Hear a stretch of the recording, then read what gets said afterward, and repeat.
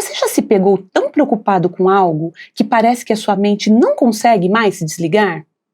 Isso pode ser sinal de que a sua ansiedade está ultrapassando os limites do normal, deixando de ser uma resposta natural ao estresse para se tornar um padrão constante de sofrimento. Os estudos indicam que a ansiedade patológica pode estar ligada a uma alteração na forma como o nosso cérebro processa as ameaças e também como ele lida com o medo. No episódio de hoje, nós vamos explorar como essa condição pode ser debilitante e o que acontece no cérebro quando a ansiedade toma conta. Eu sou Andréia Pinheiro, psicóloga clínica e host deste podcast, o Psicologia em Evidência. Vem comigo que eu vou falar tudo para você sobre o que é ansiedade patológica.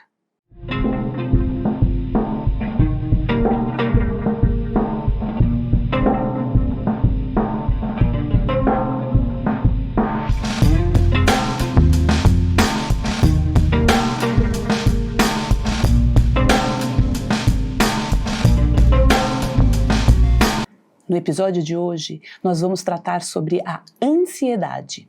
Eu queria começar trazendo alguns dados para vocês. A última análise epidemiológica, os dados que nós temos, é que o Brasil se tornou recordista mundial em ansiedade. Então, 9,3% da população brasileira sofre de algum transtorno de ansiedade. Isso é mais ou menos, pessoal, 18 milhões de pessoas sofrendo com ansiedade. Então veja, nós estamos falando aí, né, de uma sintomatologia alarmante, porque assim, é um número muito expressivo, né, tanto que nós nos tornamos o primeiro país do mundo, né, recordista em ansiedade. Então, vamos entender o que de fato é a ansiedade, né, o que causa a ansiedade e se ela também é uma vilã, né, porque a gente tem esse hábito de olhar para a ansiedade como se ela fosse somente algo ruim, né, no nosso dia a dia, na nossa vida. Mas eu vou trazer alguns dados aqui para vocês, para que a gente possa entender um pouco. É claro que a experiência de ansiedade é uma experiência muito desagradável. É uma experiência que a gente pode categorizar, de fato, como uma experiência ruim. Mas a ansiedade, ela tem alguns benefícios, né? Então, assim, o que seria a ansiedade, né? A ansiedade, eu trouxe essa palavra que a ansiedade é uma emoção, mas a ansiedade, ela está circunscrita a uma série de fatores e de elementos que nos preparam para uma ameaça futura, né? Então, assim, existem componentes emocionais, cognitivos e comportamentais relacionados à ansiedade, tá? Então, não existe só a sensação, né, da emoção de ansiedade. O que existe é uma série de componentes, né, que acontecem tanto no nosso organismo, componentes fisiológicos, tanto da forma como nos sentimos, então assim, aquela sensação de angústia, aperto no peito, né, como os comportamentos que a gente faz quando a gente está se sentindo ansioso, então a gente tende a ficar mais hipervigilante ou tenta evitar algumas coisas, deixar de fazer coisas quando a gente não está se sentindo tão bem, né? E a gente também tem o fator cognitivo da ansiedade, que são as famosas preocupações, tá? Então a ansiedade é esse conjunto de coisas que eu trouxe aqui para vocês, que atuam junto, de forma conjunta, para que a gente possa ter essa sensação um pouco mais de controle sobre essas coisas que estão acontecendo. Ué, mas como assim, Andréia? Sim, a ansiedade, ela é intrínseca ao ser humano, ela é natural, mas a gente não tende a olhar a ansiedade dessa forma. Muitas vezes a gente diz assim, eu vou fazer uma viagem, eu estou super ansioso. Neste momento, talvez a palavra ansiedade não caiba nesse contexto, né? Talvez a gente esteja assim com uma expectativa aumentada, mas é sempre, né, relacionado a uma expectativa positiva quando a gente fala sobre algo que a gente está esperando de forma positiva. A ansiedade está muito relacionada a esse olhar que a gente tem, né, para coisas que ainda não aconteceram, mas que geram na pessoa essa sensação de que algo ameaçador pode acontecer. Então, existe algo que pode acontecer e que eu não sei como seria esse desfecho, e eu começo a me preocupar com essas situações, e no fundo, né, eu tenho uma tendência a achar que o desfecho vai ser sempre ruim. catastrófico. Né? Então, assim, se acontece alguma coisa e eu digo, nossa, estou preocupado com aquela pessoa, muito provavelmente a gente está entendendo que aquela pessoa pode estar em risco, ou pode acontecer algo que possa deixá-la em risco. Tá? Então, essa conotação que a gente dá para a ansiedade, né, como se ela fosse uma coisa ruim, é porque a experiência de todos esses componentes, de fato, ela se torna desagradável. Tá? Então, o que a gente precisa entender? Que existem benefícios, né, com relação à ansiedade, porque senão não faria sentido, né, dela existir e de todos nós, em algum momento da vida, já termos sentido um grau de ansiedade, né, momentos de ansiedade, mas uma ansiedade que não trouxe prejuízo, né, na sua vida. Então, muitas vezes, quando a gente precisa fazer uma apresentação, eu vou dar o meu próprio exemplo aqui, né, veja se faz sentido para você. Quando eu venho fazer as gravações dos episódios, o que eu preciso pensar, né, de forma antecipatória? Né, que a ansiedade tem muito dessa questão. Eu preciso pensar no tema que eu quero falar, né? Então, para isso eu vou fazer uma pesquisa lá nas minhas redes sociais, né? Eu vejo os temas que as pessoas mais me pedem, eu vejo os temas que estão mais relevantes, eu procuro saber sobre os temas que eu acredito que eu preciso divulgar mais informação para que eu possa ajudar o maior número de pessoas, para que vocês tenham informações corretas, né, sobre esses sintomas, quadros, né, sobre essa função psicológica aí na nossa vida, né, como é o tratamento.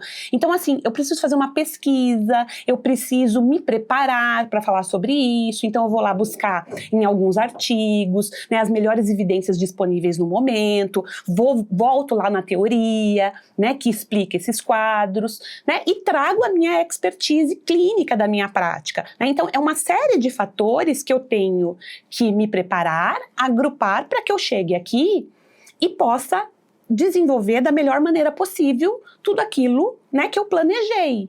Agora, isso significa que eu não vou sentir ansiedade quando eu chegar aqui? Pode ser que não, mas pode ser que eu tenha, né? Será que vai dar certo? Será que eu vou conseguir fazer aquele episódio? Será que vai dar tudo, vai dar tempo de eu falar tudo que eu gostaria?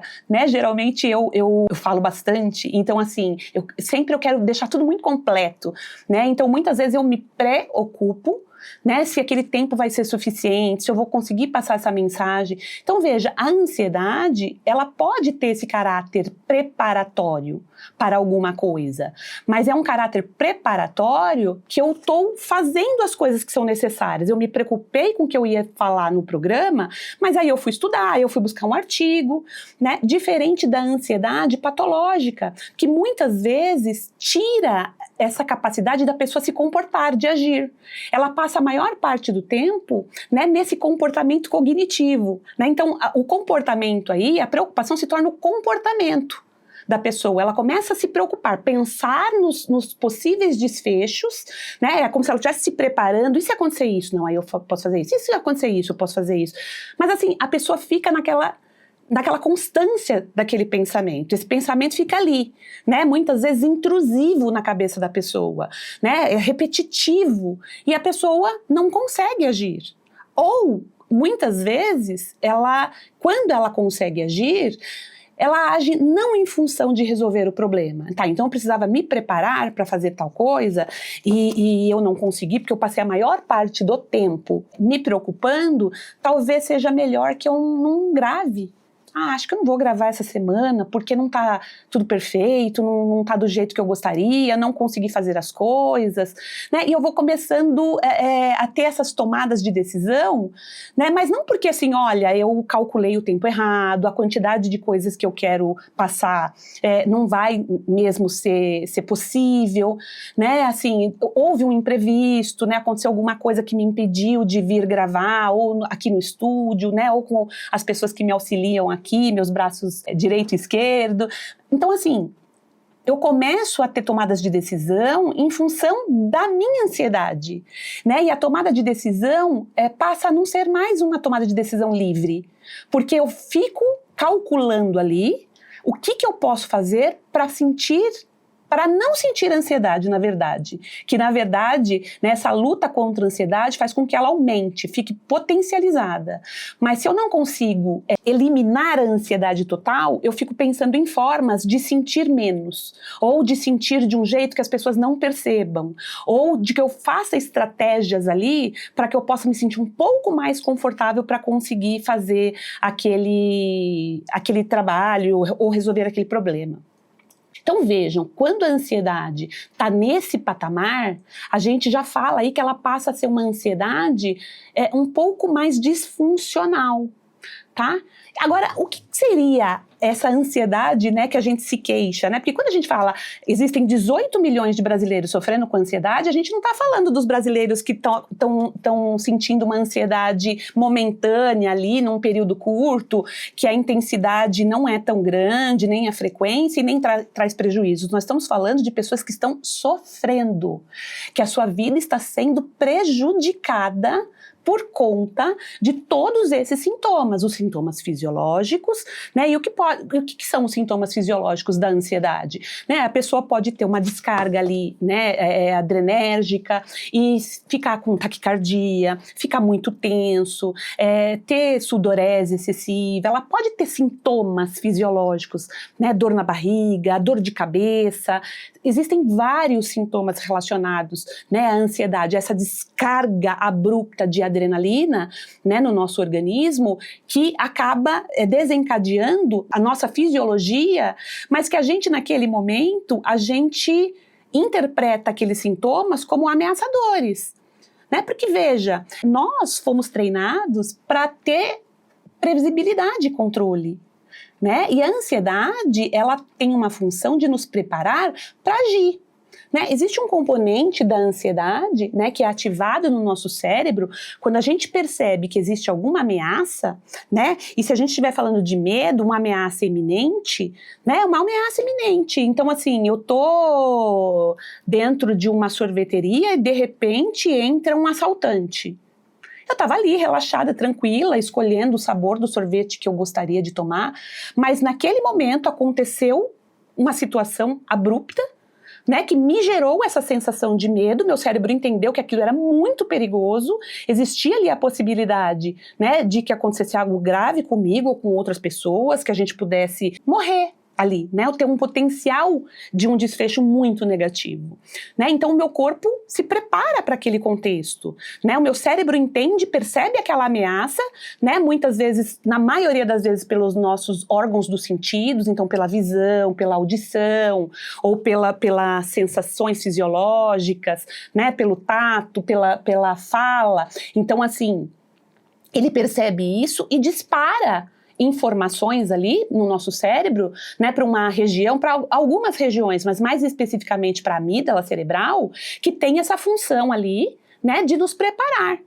para ou lutar ou fugir, que é o famoso sistema de luta ou fuga, que, né, que a maioria das pessoas já sabe, né, que existe esse sistema de luta ou fuga, né, e que intrinsecamente a gente reage dessa forma. A gente olha para a ameaça, meio que faz uma mensuração ali na hora, né? Se for muito grande a ameaça, eu tendo a fazer o quê? Se eu conseguir fugir, eu fujo, senão eu posso ficar paralisado, eu posso ficar quieto ali, tentando me preservar ao máximo. Agora, se eu vejo que a ameaça ali, olha, entrou aqui uma pessoa, anunciou ali um assalto, alguma coisa, mas eu tô vendo que é uma criança, tô vendo que é um menino, né? Tô vendo que aquilo não tem um potencial ali, mas não é tão ameaçador, eu posso, olha, acho que dá para conversar, acho que dá para tentar acalmar, né? Reagir nunca é a melhor opção, mas cada pessoa tem um sistema, né, de reação. A maioria de nós, né, reage da mesma maneira, mas muitas pessoas têm reações abruptas, inesperadas, né? Tem gente que avança na pessoa, mesmo a pessoa estando armada, tá, o senso de urgência ali, de proteção, talvez faça com que essa pessoa, dentro do perfil dela, faça coisas que talvez nem ela esperasse ali naquele momento, né? Colocando talvez a vida dela mais em risco do que não, mas naquele momento o cérebro dela entendeu que ela era capaz de lidar com aquele contexto e muitas vezes ela acaba reagindo.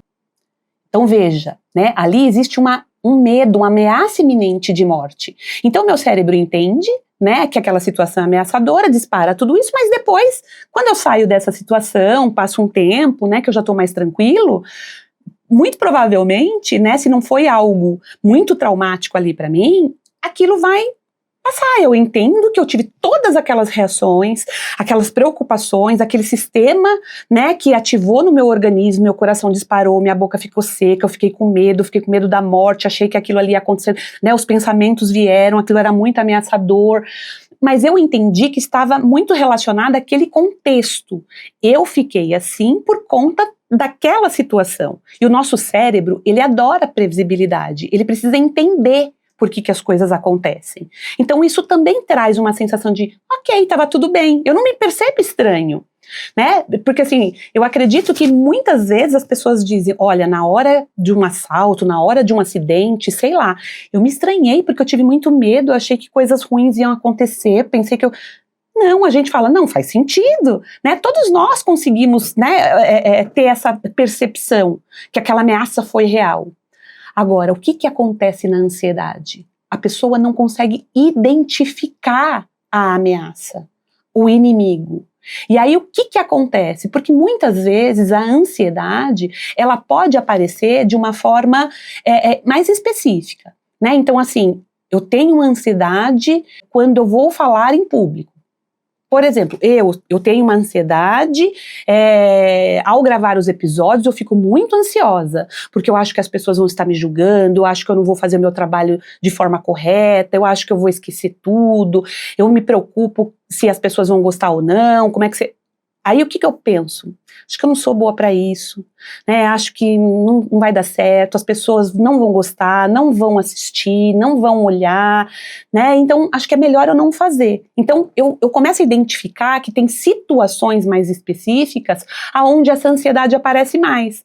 Ah, eu me percebo ansiosa quando eu vejo, sei lá, uma barata, né? Assim, eu sei que é uma loucura, porque a baratinha é deste tamanho, mas para mim aquilo é um monstro, aquilo vai me engolir. Eu tenho todas essas reações fisiológicas, eu fico completamente ativada, né, e assim, depois eu fico me estranhando, meu Deus, é uma barata, mas naquele momento, aquela barata era um monstro para aquela pessoa, né, que é um tipo de ansiedade, a gente chama, né, a ansiedade é desencadeada por um fator específico, que ali naquele caso era um animal, pode ser um ambiente, pode ser outra coisa, o medo de avião, o medo de altura, o medo de ponte, o medo de água, entende? É um medo, né, de algo específico ali. E isso é muito desconfortável para nós, né? Quando eu tenho esse medo de alguma coisa mais específica, tipo uma barata ou um contexto assim, é uma coisa muito desagradável, mas dependendo do grau, né, da intensidade disso, isso não me traz tantos prejuízos. Mas quando eu começo a me preocupar com aquilo que eu estou sentindo, aí a ansiedade passa a se tornar um problemão, né? Porque daí eu já não chamo mais, por exemplo, eu tive taquicardia, eu tive boca seca, eu tô falando aqui agora e minha boca tá seca, né? E eu paro, bebo água. Agora, imagine, né, se eu não tivesse feito essa associação e tivesse associado que minha boca tá seca porque eu tô com medo do que as pessoas vão pensar ao meu respeito. Provavelmente ia disparar no meu organismo que essa situação é muito perigosa para mim, é ameaçadora. E as outras sensações fisiológicas poderiam ser desencadeadas, os meus pensamentos começam a ficar difusos, né? Eu perco totalmente a minha atenção naquilo que eu preciso fazer aqui, que eu preciso falar, né? Trazer da minha memória ali, né? Os dados que eu preciso passar para vocês, aquilo que eu estudei, e agora a minha atenção está simplesmente e totalmente voltada para os meus sintomas, para os meus pensamentos e para a necessidade que eu sinto naquele momento de me defender contra aquela ameaça. E às vezes a defesa, né, muitas vezes, a maioria das vezes, é fugir daquele lugar, evitar aquele lugar. Tá? Então, assim, a ansiedade começa a ter consequências, prejuízos na vida dessa pessoa muito sérios, né? Porque ela passa a evitar lugares que ela gostava de ir, de sair de casa sozinha, de fazer um monte de coisas. Ou ela consegue fazer as coisas que ela precisa, mas num grau de sofrimento muito grande, né? Porque ela está o tempo todo não com a atenção voltada para aquilo que de fato ela precisa fazer, vivendo a vida de forma tranquila, com qualidade. Ela está sempre em alerta, sempre tentando prever se a ansiedade vai voltar ou não, se ela vai continuar sentindo aquilo ou não. E se ela sentir, o que as pessoas vão pensar? Será que as pessoas vão ver?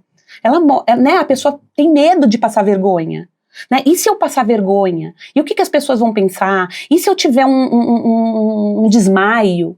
Né? Quem vai me socorrer? Então, assim, esses pensamentos relacionados à ansiedade, né, somados a todos esses componentes, fazem com que ela fique mais constante, mais frequente, mais intensa.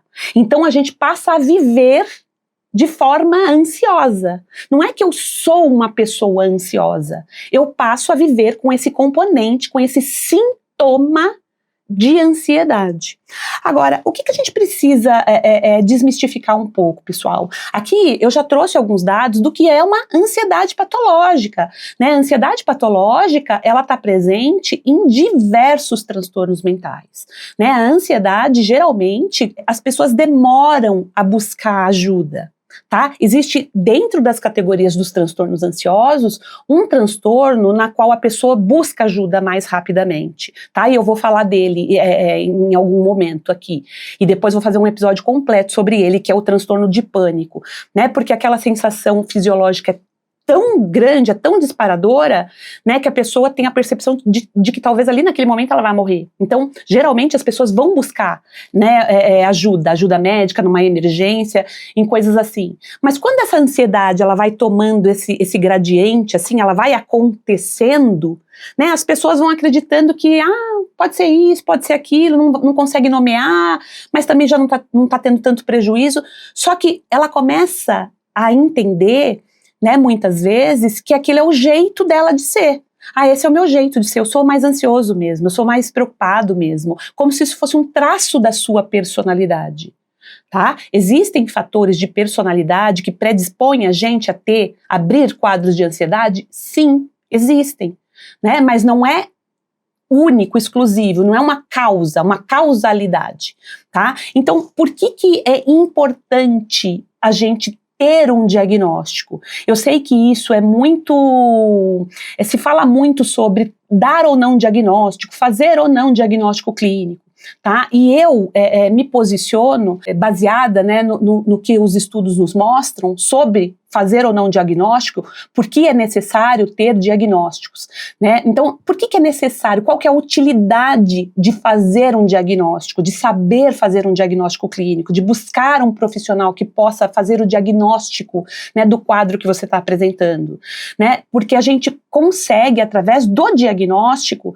né, olhar essas condições, todos esses sintomas e pensar, existem quadros que podem ter esses sintomas, pode ser transtornos de ansiedade, pode ser transtornos depressivos com sintomas ansiosos, pode ser uma série de transtornos, mas pode ser questões orgânicas, pode ser um hipertiroidismo, pode ser asma, pode ser doenças pulmonares, doenças cardíacas, né? Eu preciso descartar que não existe algo no meu organismo ali que está me gerando esses sintomas. Mas será que não foi a ansiedade que gerou isso? Ou isso que está gerando ansiedade? Talvez a gente não consiga saber naquele momento, mas a gente precisa entender se existem questões orgânicas relacionadas àquela sintomatologia, tá? Então, o fazer o diagnóstico é muito importante, porque além de você descartar algumas condições, você consegue olhar, né, em que lugar, né, que tipo de quadro aquela pessoa está apresentando e escolher o melhor tratamento possível, disponível para aquele quadro, tá? Então, assim, o que a gente pode fazer quando a gente tem um diagnóstico? A gente melhora a nossa conduta clínica e o tratamento, ele tende a ter mais eficácia, porque existem estudos, olha, para esse tipo, né, ansiedade relacionada a pânico, é esse tratamento aqui, ansiedade relacionada a uma condição orgânica, talvez seja essa, ansiedade relacionada à insônia. Você entende? Existe um tratamento específico. Senão a gente vai dizer, não, ansiedade se trata assim, se trata com este remédio. E não é isso que acontece, né? Não é isso que acontece, né? Muitas vezes a gente até trata a ansiedade acreditando que todo mundo tem que tratar a ansiedade da mesma forma. Existe a mesma coisa para cada pessoa. E não, existe um padrão para tratar os tipos de transtornos de ansiedade, o tipo de intensidade da ansiedade. Então, se ela estiver muito alta, talvez seja necessário entrar com uma medicação. Ah, mas olha, a pessoa está tendo muitas crises. Então, uma medicação adicional, um SOS, aí como a gente fala, pode ser administrado nesse momento para que a pessoa, né, tenha menos crises e consiga fazer o tratamento, né, de forma adequada, um pouco mais tranquila, né, com o sofrimento diminuído.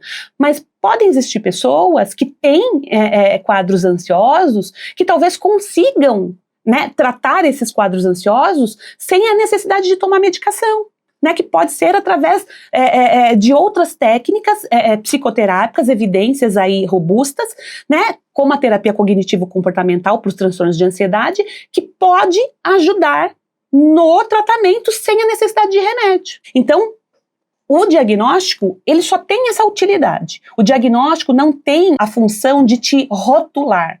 Ah, ele é um ansioso, ele é um depressivo, ele é um bipolar. O diagnóstico é para dar um norte, para o profissional, para que ele possa saber, entender, né, buscar a melhor evidência disponível para tratar aquela condição, né, entender se ele tem expertise para fazer essa condução, para que ele possa tratar isso. Então, assim, ao menor sinal, né, de estranhamento e desconforto, né, desses sintomas que eu descrevi aqui, sintomas cognitivos, essas preocupações constantes, sintomas fisiológicos, medo, né, de talvez coisas que você antigamente não tinha, né, evitações, deixar de fazer as coisas, começar a escolher, né, pela ansiedade ou adiar muito, né, pessoas muito ansiosas, elas têm o hábito de dizer assim, tá, eu preciso pensar sobre todas as variáveis desse problema aqui para eu poder decidir. Se a gente pensa assim, você fala, coerente, a pessoa pensou, só que essa pessoa fica ali pensando. Ela fica pensando nos desfechos, e ainda assim ela não resolve. Ela sai para comprar um carro, ela sabe que ela tem X dinheiro, ela sabe que o modelo que ela quer, o ano, mas ela vai em 50 agências. Ela já achou o carro, mas acho que é melhor eu pensar um pouco mais, porque vai que eu me arrependa, vai que eu não faça a coisa certa, vai que depois dê um problema. E se acontecer uma emergência e eu não tiver? Você entende? Então, assim, muitas vezes ela acaba tomando a decisão, sabe assim, no frigir dos ovos, no último momento, ou para aliviar. Porque também, quando ela não decide, no primeiro momento, quando ela não precisa tomar aquela decisão, ela dá uma aliviada. Mas depois aquela preocupação vem. Eu preciso resolver, né? E muitas vezes ela resolve de uma forma, eu acho que se eu fizer assim, assado, eu vou ficar menos ansioso. Ela não toma decisão, né, porque ela ponderou, ela avaliou ali, ela refletiu, ela mensurou e ela vai fazer aquela escolha livre dos sintomas de ansiedade, tá bom? Então, o que a gente precisa entender dentro disso aqui que eu tô falando? Que existe uma definição básica para a gente entender se a gente está falando de um transtorno de ansiedade, né, ou se a gente está falando de uma ansiedade ali que pode ser em algum momento, né, um pouquinho mais agravada, mas que não chega a ser um transtorno. Porque para que nós possamos fazer um diagnóstico, para dar um diagnóstico de transtorno mental, todo sintoma, né, aquela classe, aquela categoria de sinais e sintomas ali que a pessoa apresenta, né, que ela descreve, tudo aquilo que ela está apresentando e mais aquilo, tudo que ela descreve, precisa ter uma intensidade, precisa ter frequência, um tempo ali e um sofrimento, um prejuízo na vida da pessoa, para que ela possa ser classificada como um transtorno, tá? Então, estou ansioso, isso significa que eu tenho um transtorno de ansiedade? Não. Para ser transtorno, precisa ter todos esses componentes, tá? Outra coisa, pessoal, que eu queria trazer para vocês, né? O que acontece muitas vezes? Que faz com que a gente vá alimentando, né, essa preocupação. Porque veja, culturalmente, a pessoa que é preocupada, ela é vista como uma pessoa preparada. Culturalmente, nós temos a tendência de avaliar pessoas que são preocupadas como pessoas mais preparadas, como pessoas mais capazes, né? Agora, a ansiedade, se ela for classificada, né, julgada pelo senso comum, culturalmente, é como assim: ter ansiedade é um sinal de que eu sou despreparado, né, de que eu sou uma pessoa fracassada. As pessoas que são muito ansiosas, essas pessoas são fracassadas, elas não vão dar conta de fazer aquilo que elas precisam fazer, né? Imagina, Andréia é muito ansiosa, ela nem devia estar ali fazendo aquele programa, porque não tem essa capacidade, né? Como é que uma pessoa ansiosa tem capacidade de fazer as coisas? E eu vou começando a ter essa sensação, essa percepção de que as pessoas estão me vendo desse jeito e eu também me vejo desse jeito, porque culturalmente isso foi passado, né? Então veja, a pessoa começa a se sentir derrotado, ela começa a ter essa percepção de que tem algo errado nele. É como se aquela intensidade fosse tão alta, né? E ele olha para as outras pessoas e deduz que todo mundo lida com aquela emoção, com aquele sintoma, com aqueles pensamentos de uma forma muito melhor que ele. Que os outros são capazes de lidar com a ansiedade, mas ele não é. Ele tem um problema. Ele é estranho àquelas pessoas. E mesmo porque, né, a ansiedade não tem um motivo específico, não tem uma causa. Eu tenho ansiedade por conta disso. Muitas vezes existe uma situação que desencadeia uma ansiedade, né, e às vezes as pessoas falam: eu fiquei ansioso depois que me aconteceu isso. Isso explica em algum momento, mas não trata, não resolve o seu problema. Então o que resolve o seu problema é entender essas questões que eu tô mostrando aqui para você, né, do funcionamento da ansiedade, né, por que ela fica ali se perpetuando durante algum tempo, durante muito tempo, ou durante anos na vida da pessoa, né? Então, a ansiedade patológica, ela vai tomando esse contexto porque a pessoa começa a ter essa percepção de que há algo errado nela, e não deveria estar me sentindo assim. Sentir ansiedade é algo ruim. Eu não sou capaz de lidar com a ansiedade, eu não tenho estratégias, mecanismos para lidar, né? Que nós, os seres humanos, a gente gosta de ter previsibilidade, e a ansiedade, ela está muito relacionada a essa falta de previsibilidade e controle. Ela tira da gente essa possibilidade. Então o que a pessoa faz quando ela começa a imaginar que as coisas não vão dar certo, que elas serão muito ruins, que será muito desagradável? Ela começa a se preocupar. Ela acredita que se ela começar a se preocupar com aquilo lá, pensar em todos os desfechos, ela tem um pouco mais de controle e segurança, né? Porque, eu vou ficar aqui pensando, só que a cada pensamento catastrófico que ela tem, né, sobre o desfecho, a ansiedade dela aumenta. Aquele fluxo de pensamentos sobre aquilo aumenta a sua hipervigilância sobre a situação. E aí a sua ansiedade aumenta, e aumenta os pensamentos, e aumenta os sintomas fisiológicos, né? E isso vai retroalimentando, né, a ansiedade. A pessoa começa a usar as preocupações como uma estratégia de segurança. Então, enquanto ela está se preocupando, ela não está, de fato, lidando com aquele desfecho catastrófico. Ela não está de encontro com aquela ameaça que ela está imaginando. Andréia, que esquisito, eu detesto, não gosto de ficar me preocupando, né? Inclusive, eu tô agora, nesse momento, preocupada. Andréia, eu não gosto de me preocupar, né? Você tá me dizendo isso, que a preocupação é um comportamento de segurança, mas ultimamente eu estou preocupada de estar me preocupando tanto. A preocupação para mim agora que virou um problema. Eu acredito que nem seja tanta ansiedade, mas o tanto de preocupações que eu tenho. E aí a gente chama de metacognição, né? Metapreocupação. A pessoa se preocupa em se preocupar. Uma coisa que antigamente era um comportamento de segurança ali, para ele ter maior previsibilidade, agora passa a ser algo preocupante para ele. Então, assim, é mais um componente, né? Ele está estranhando por que ele se preocupa tanto. Você veja, né, como é que é o ciclo disso. Então, o que assim a gente entende, né, da ansiedade patológica? Que existem algumas variáveis, sabe, no nosso ambiente, na nossa vida, que pode nos predispor a ter mais facilidade de abrir quadros de ansiedade, né? E como todo transtorno mental, eu sempre digo aqui, a ansiedade também, os transtornos de ansiedade, eles são multifatoriais. Então, existem questões genéticas relacionadas à ansiedade, existe uma questão temperamental, né? Então, existem pessoas que têm uma sensibilidade maior, né, a olhar para a ansiedade como algo muito ruim.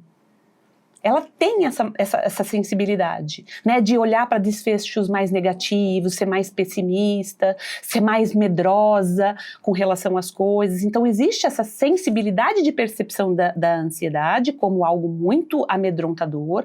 Existe um traço de personalidade, né, que a gente chama de neuroticismo, né, que é um traço quando ele está muito alto, né, as pessoas têm mais probabilidade de abrir quadros de ansiedade e depressão. E existem esses componentes comportamentais, né, de evitação. E, por outro lado, tem uma questão relacionada ao ambiente, à história de vida. Então, muitas vezes, né, o que a gente vai aprendendo ali, aquela transmissão intergeracional que vai acontecendo, né, nas famílias. Às vezes existem ambientes familiares onde a preocupação, né, ela é considerada muito saudável. E as pessoas que não se preocupam são pessoas completamente irresponsáveis, desorganizadas, né? Mas não é que aquelas pessoas têm hábitos, ok, elas conseguem ter uma rotina, elas só têm aquela rotina porque elas se preocupam. Não é porque elas se organizaram, não é porque elas têm um comportamento mais de constância, perseverança, ela alcança algumas coisas. E isso é resultado da preocupação. Se eu não me preocupo, eu não alcanço nada, eu não consigo nada. O meu resultado pode ser ruim, pode ser pior. Então eu preciso me preocupar para ter um bom resultado. E isso, como eu sempre digo, é um ledo engano. O que traz os resultados são os nossos comportamentos, as nossas ações. Se eu ficar aqui engajada em só me preocupar, isso muito provavelmente não trará resultado algum. E na pior das hipóteses, trará resultados ruins. Outra coisa, as pessoas, né, aquilo que eu já tinha dito, as pessoas preocupadas são pessoas, são vistas com bons olhos, né, se ele é preocupado, ele é uma pessoa interessada, fulano me disse que se preocupou comigo, demonstra empatia, né, demonstra empatia, muito provavelmente aquela pessoa disse, nossa, eu estava preocupada com você, porque na cabeça dela, você é uma pessoa muito importante, né, sim ou não, mas que ela ficou imaginando desfechos muito ruins para aquilo que ia acontecer. E a pessoa também, né, pode viver em ambientes onde elas começam a acreditar que o mundo é perigoso.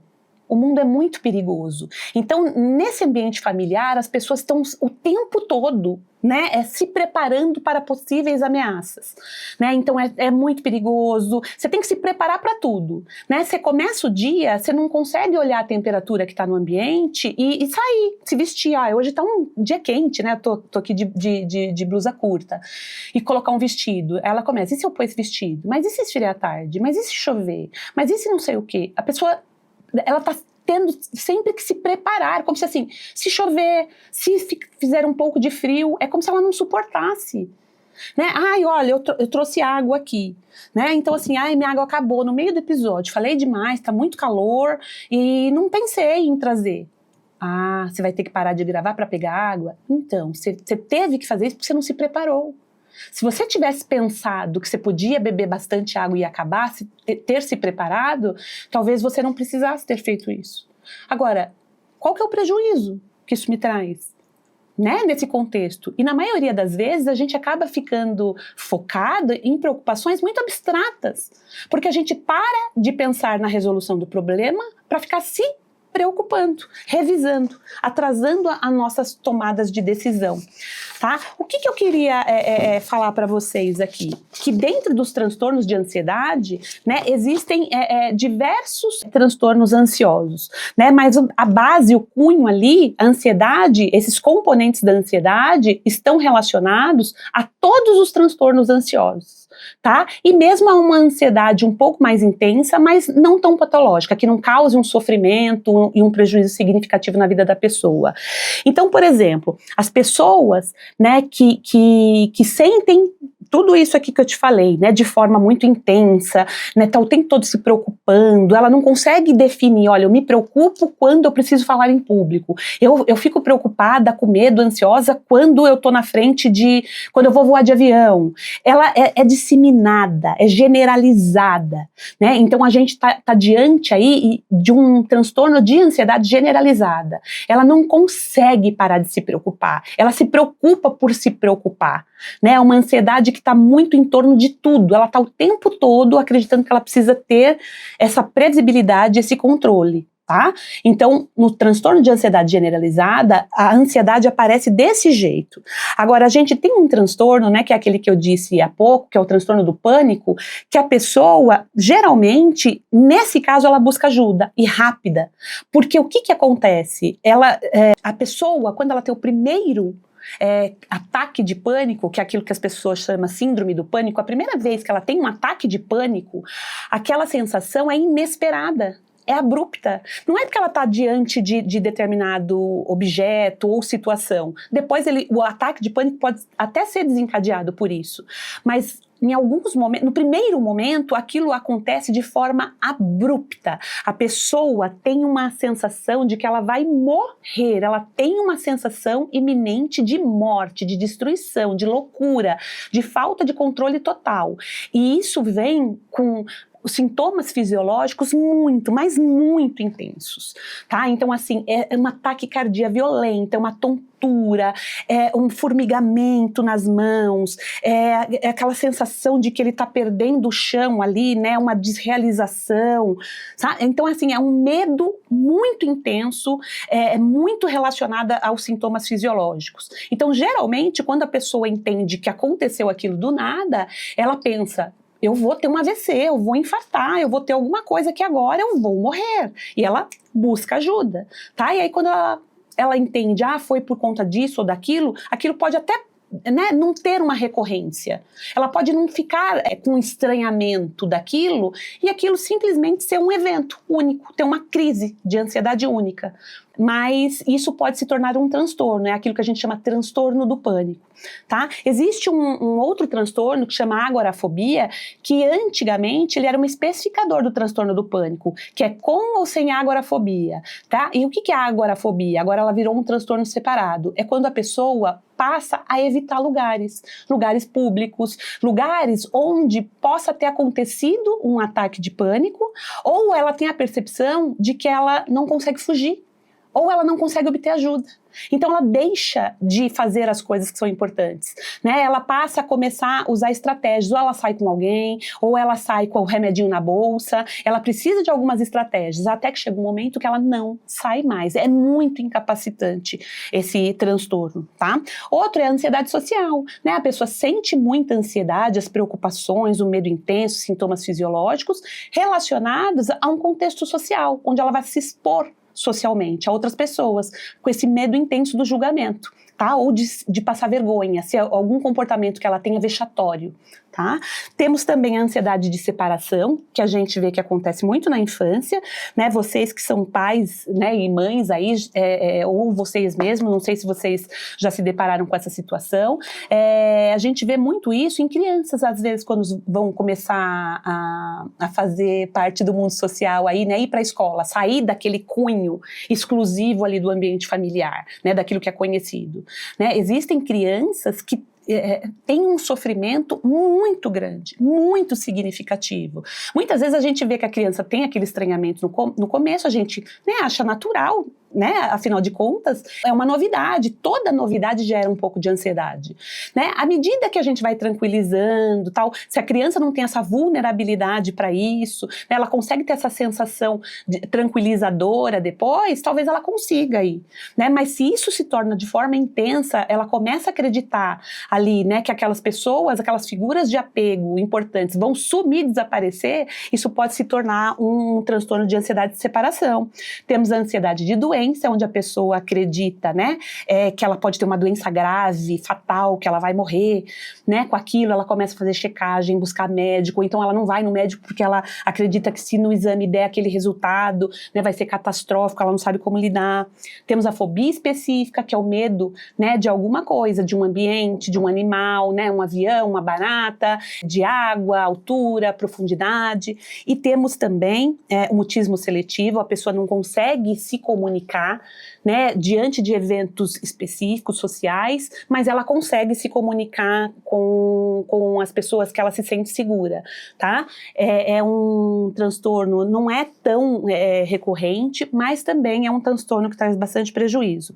Existem outros 2 transtornos mentais que eles têm um componente muito ansiogênico também. Antes eles estavam agrupados nos transtornos ansiosos e agora eles têm uma categoria própria, tá? Porque eles têm outros mecanismos também, um pouco diferente da ansiedade, mas eles têm componentes ansiosos muito grandes, que é o transtorno de estresse pós-trauma, o TEPT, que é quando a pessoa começa a desencadear essa preocupação, todas essas sintomatologias, a partir de um evento traumático. E o que é, pessoal, um evento traumático? Evento traumático é algo que o nosso cérebro percebe como uma iminência real de morte.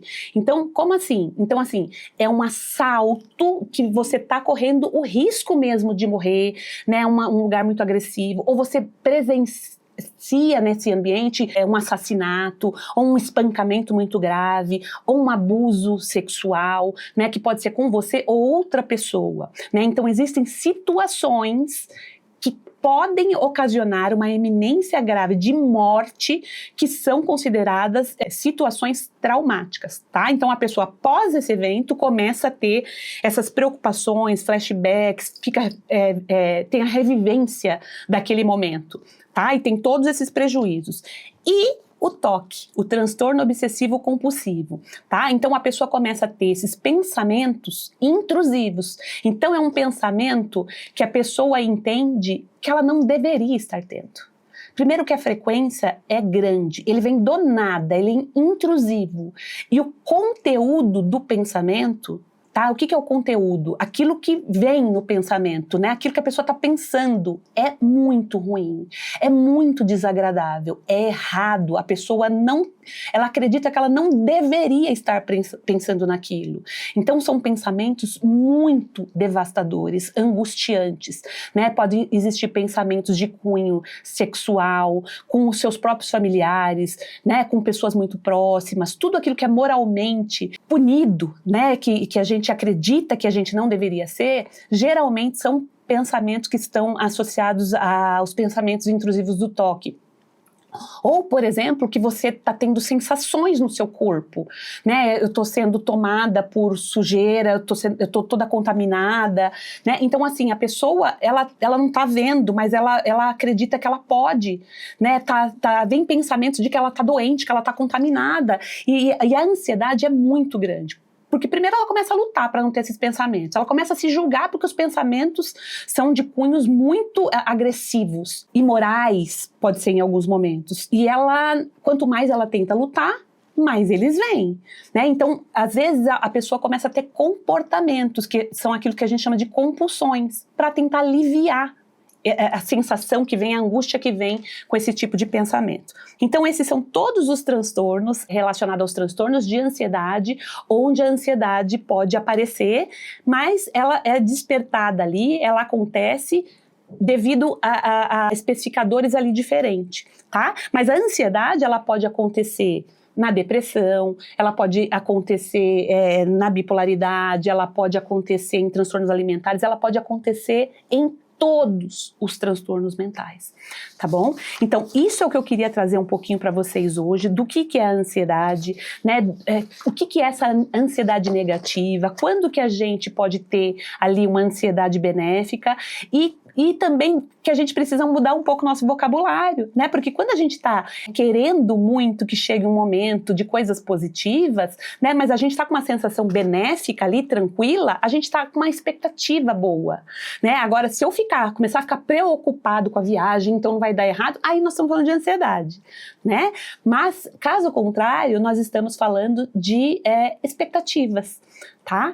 E por que eu trouxe tudo isso aqui para vocês? Ah, Andréia, você trouxe isso aqui só para dar uma aula de ansiedade? Não, para que você possa entender que você não tem culpa de estar sentindo isso, para você entender que você não é responsável por estar sentindo isso. E quando eu digo responsável, é assim, eu estou sentindo isso porque eu quero sentir, eu estou sentindo isso porque eu sou um fraco, eu estou sentindo isso porque eu sou pior do que as outras pessoas, né? Eu estou sentindo isso porque eu sou um doente. Não, existe uma série de fatores que desencadeiam, né, a ansiedade patológica. Agora, você sabendo de tudo isso, eu quero que você entenda, né, que é um sofrimento grande sim, e quando a gente está mergulhado na ansiedade, a gente não consegue lidar com ela. Não tem como a gente falar, não, fica tranquilo, depois não tem como ficar tranquilo sentindo tudo isso. Não tem como lidar, ninguém lida com a ansiedade, ninguém controla os sintomas de ansiedade. O que existe é tratamento para a ansiedade, né? Tem pessoas que têm momentos ansiosos ali, um pico maior ou menor, e consegue, né, com o passar do tempo, sentir-se menos ansioso. Agora, quando ela está trazendo prejuízo para a sua vida, né, deixando com que você fique isolado, sem fazer coisas importantes, né, gerando em você aquela sensação o tempo todo de irritabilidade, de tensão muscular, branco na mente, baixa concentração, atenção, prejuízos e sofrimentos dos mais diversos, está na hora de você buscar ajuda. Né, e ajuda, e o que trata a ansiedade? Padrão ouro de tratamento para os transtornos de ansiedade: medicação e psicoterapia. Qual psicoterapia, Andréia? Terapia cognitivo-comportamental. E em muitos casos, o que vai tratar de fato a ansiedade não é o remédio, não é a medicação. A medicação pode te auxiliar com a ativação muito abrupta da ansiedade, para que você possa ficar um pouco mais tranquilo e fazer aquilo que precisa ser feito na terapia cognitiva para você eliminar esses sintomas, ou para tratar outras condições que podem estar prejudicando aí ou ativando essas questões relacionadas à ansiedade, tá? É um tema muito vasto, muito extenso. Eu vou falar em outros episódios sobre isso e quero gravar um episódio agora trazendo para vocês quais são as causas. Então, o que causa ansiedade além desses fatores aí, Andréia, que você trouxe para mim, genético, familiar? Existem outros fatores que também podem desencadear a ansiedade. Muito obrigada por você estar aqui me acompanhando. Se você ainda não curtiu, curta, compartilhe, mande para o maior número de pessoas possíveis e assim o YouTube vai entender que é um conteúdo relevante e a gente pode continuar ajudando mais pessoas juntos. Um abraço e até o próximo.